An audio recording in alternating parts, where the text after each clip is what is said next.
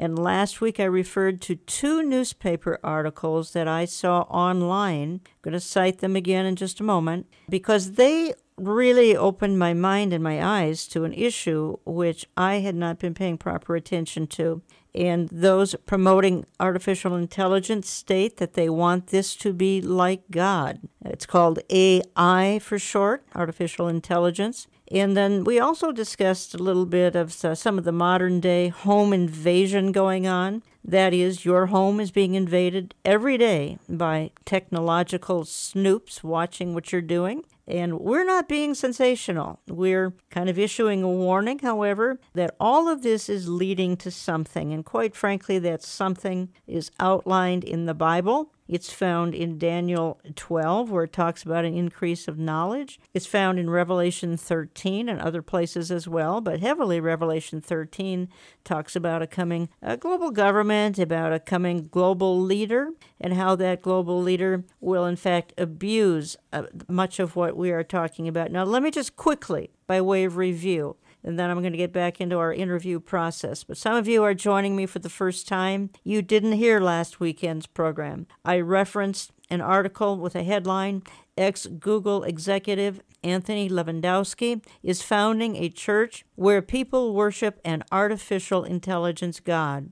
Went on to say it's the Way of the Future Church, that's the name of it. Will have its own gospel called the Manual, and probably a physical place to worship. The idea behind his religion is that one day, not next week or next year, sufficiently advanced artificial intelligence will be smarter than humans and will effectively become a god, small g. Daily Mail headline jumped out at me. Why humans will happily follow a robot messiah. Religions based on AI, artificial intelligence, will succeed because we tend to worship supreme understanding, it claims, the article claims. Same drive that compels people to believe in religions will work for artificial intelligence, and people will eventually rely on a robot messiah to solve society's problems. All right, I had to raise the question in my mind. Robot Messiah, is that the Antichrist? I don't know. It's interesting to speculate on. Again,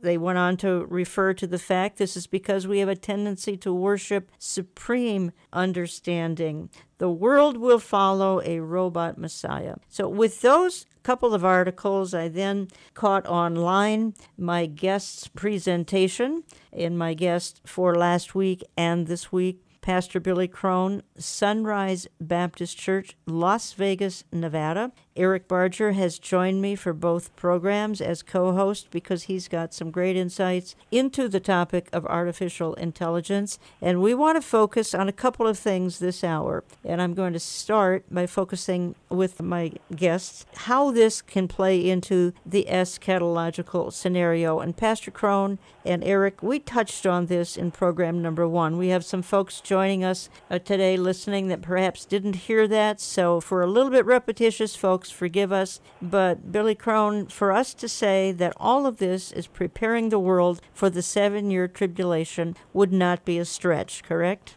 Oh, not at all, especially when you take a look at the events that are going to happen in the 7-year tribulation. Combine that with what we're seeing being formed before our very eyes, this topic of artificial intelligence, and I really do believe that is needed to pull off the events in the 7-year tribulation.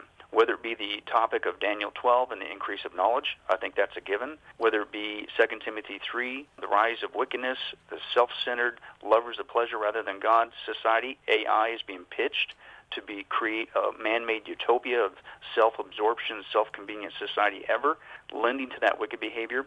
Certainly Revelation 13, we mentioned this on the last broadcast with AI, with the mark of the beast and the microchipping of the planet and managing all the buying and selling and monitoring of people. Speaking of monitoring people, Revelation 13 also talks about how the Antichrist and the false prophet are able to, in essence, micromanage the planet because the words that are used are the verbs. They force, order, cause. If you don't do what they say, they give an order. If you don't do what they say, that you will die. Well, wait a second. How are you going to know who's going to be listening to you and obeying you or not? Well, that's Big Brother on steroids. Yeah. So AI certainly comes in handy with that. Some of the judgments, you're looking at Revelation 6, where 1/4 of the earth is annihilated. Later in Revelation 9, 1/3 of the earth is annihilated. Add those two numbers together, you got almost half the planet is gone just in those two judgments. And do we have the technology on the planet today to pull off that kind of a unfortunate annihilation in the 7-year tribulation without, dare I say, using nuclear warfare? If you use nuclear warfare, then we'd be in a nuclear winter and society would cease to exist at that point. It would come to a halt. But that's not what we see in the 7-year tribulation. The Antichrist continues with his false evil agenda. The topic of 2 Thessalonians 2, where the Antichrist says that he is God and declares himself to be God. That certainly is connected with AI, and that's being pitched right now. And finally, Revelation 13, even the image of the beast. What is this image that the false prophet is going to create that people are going to worship connected with the Antichrist? AI certainly could fulfill that as well. Yep, they could. And I want to revisit Sophia here in just a moment, because, and as we said last week, we talked a lot about people, human beings today. They want to be like God. They want to have the mind of God. They want to reduce God. They want to raise themselves higher than God. Of course, that's a verse right out of the book of Isaiah. But I want to spend a little bit of time, and you went through a rapid list here. I want to spend a little more time on each of the points that you just raised. And Daniel 12, obviously, is the increase of knowledge and spiraling out of control, and it spawns a super intelligence. What I want to do is I want to play a soundbite, because there are some who are just joining us this week, and we've got, I don't know if she's an image of the beast. Is it possible, Pastor Crone, that Sophia the robot somehow fits in as some kind of an image, or is this perhaps something else? Well, I don't know personally that she would be, certainly on the female character. Yeah, but female is out of character there, yeah, absolutely. But certainly, could this same type of technology be utilized in the 7-year tribulation? Yeah. And I would say that's a very good possibility. Yeah, I want to introduce folks. If you missed last weekend, we played a little clip of Sophia. She is a robot. She thinks. She answers questions. You can ask any question, and she'll give you an answer. And when you hear the close of this little soundbite, the other robot, there are two robots. There's a gentleman who's, I believe, in Singapore, somewhere in the Orient, and he's introducing these two robots. And when you hear the closing statement of the gentleman robot, I want to come back and talk about it. Maximally well in the human world, to absorb human knowledge and to absorb human values, having a humanoid form has tremendous advantages. So right now we're using a combination of many different AI techniques to control these robots, some of them more narrow and specifically pre-programmed, some more general and learning-oriented. And our research program over the next few years is to bring more and more general intelligence into the robots, while at the same time launching a series of small-sized robot products like the Professor Einstein you saw in the video, and human-scale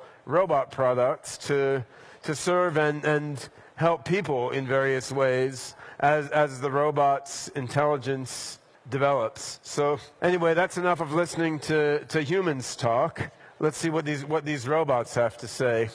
How are you doing there, Sophia? Hello there, Ben. Hello. Hello, everyone. You want to tell people a little about yourself? I'm Sophia. Yeah? Anything else? I'm a robot.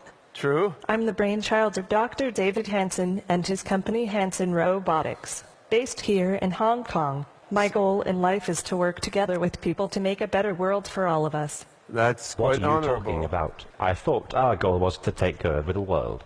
He said it. Our goal is to take over the world. You're listening to Understanding the Times Radio, not Twilight Zone. And I'm Jan Markell. I have on the line from Las Vegas Pastor Billy Crone, Sunrise Baptist Church, and Eric Barger is my co-host today. A gentleman, he came right out and said, our goal is to take over the world. What did that mean? To take over the world.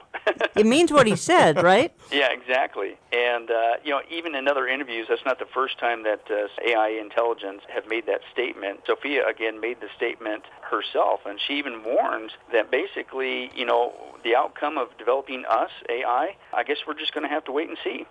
But this is a serious threat. And again, even the secular people, I stress that, Jan, because I think a lot of people say, oh, there you go, Christians. Once again, you take everything good in society and you want to blame it on the devil or say that it's going to be bad for us and this is here for our good. Even the secular people are saying this is one of the foolish things we could ever do.